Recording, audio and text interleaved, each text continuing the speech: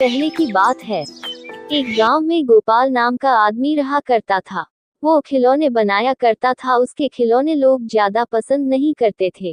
गोपाल रोज नए खिलौने बनाता और बाजार जाकर खिलौने बेचता, मगर बड़ी मुश्किल से गोपाल एक खिलौना बेच पाता था। गोपाल का पड़ोसी जीवन उसके पास आकर कहा, अरे गोपाल, आज तो तुम्हारे खिलौने वैसे के वैसे ही है। हाँ जीवन भाई, मेरे खिलौने बिक ही नहीं रहे हैं। अरे गोपाल भाई, मैंने ही तुम्हारे खिलौने ले लिए होते, मगर मेरा धंधा आज कुछ खास नहीं चला, नहीं तो मैं तुमसे खिलौने जरूर खरीद लेता।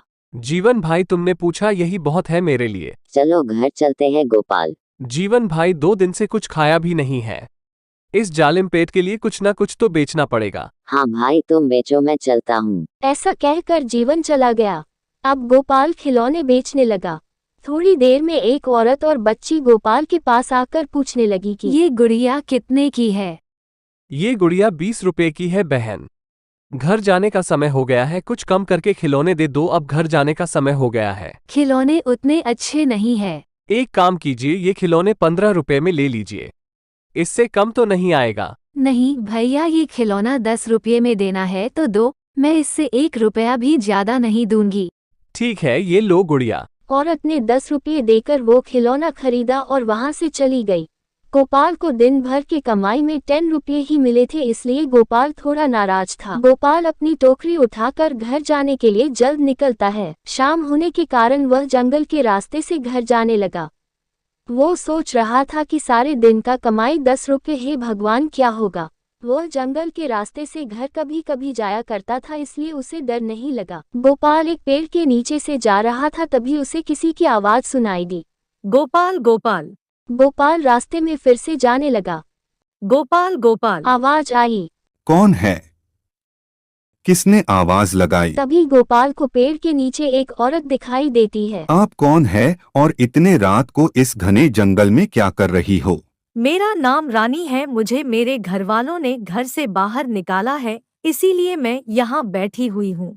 रानी जी, इतनी रात इस घने जंगल में रहना ठीक नहीं है। आपको ठीक लगे तो आप मेरे साथ मेरे घर चल सकती हैं। ठीक है, मैं आपके साथ आपके घर आऊंगी।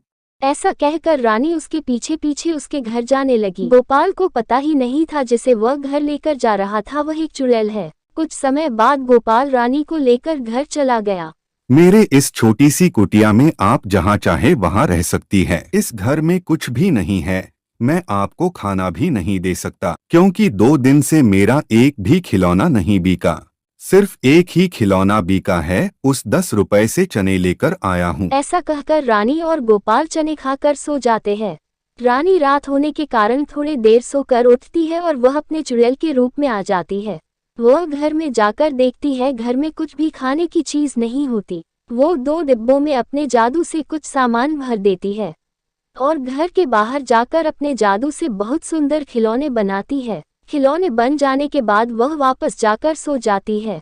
सुबह होने से पहले रानी गोपाल से पहले ही उठ जाती है। वह घर के सारे काम करने लगती है। थोड़ी देर में गोपाल उठता है। वह बाहर मिट्टी के खिलौने देख बहुत खुश हो जाता है। किसने इतने सुंदर खिलौने बनाए? मैंने तो आज तक इतने सुंदर खिलौने नहीं बनाए। गोपाल जी, खिलौने अच्छे लगे, मैंने बनाए हैं। बहुत सुंदर खिलौने हैं।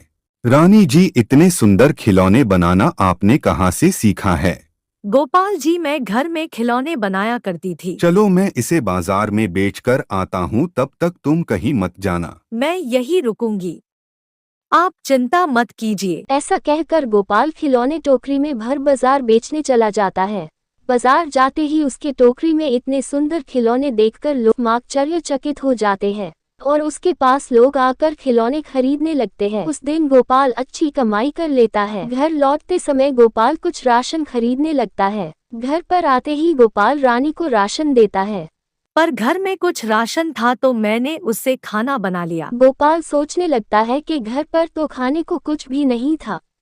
रानी गोपाल को ले जाकर डिब्बे में राशन दिखाती है। आप हाथ मुंह धो लीजिए, मैं खाना लगा देती हूँ। गोपाल खाना खाकर रानी के खाने की काफी तारीफ करता है। गोपाल के खाने के बाद रानी खाना खा लेती है। जीवन सुबह बाजार में गोपाल को नए नए खिलौने लाता देखकर कहता है, इतने सुंदर खिलौने गोपाल कहाँ से लाता है, जरूर दाल में कुछ काला है। और वह सोचने लगता है और सोचता है कि इस बात का पता करना पड़ेगा।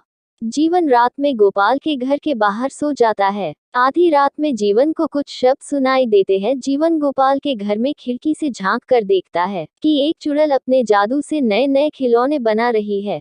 जीवन डर जाता है और वहां से भागकर अपने घर चला जाता है। सुबह वह देखता है कि गोपाल सुंदर खिलौने लेकर बाजार जा रहा है।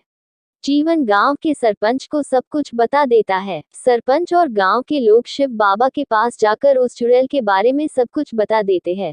बाबा सबको लेकर गोपाल के घर जाते हैं और उस औरत को कहते हैं कि तुम कौन हो बताओ। वह औरत कहती है, मेरे ऊपर एक चुड़ैल का साया है। जिस दिन मेरी शादी होगी वह चुड़ैल मेरा शरीर त्याग देगी और मैं उस चुड़ैल से आजाद हो।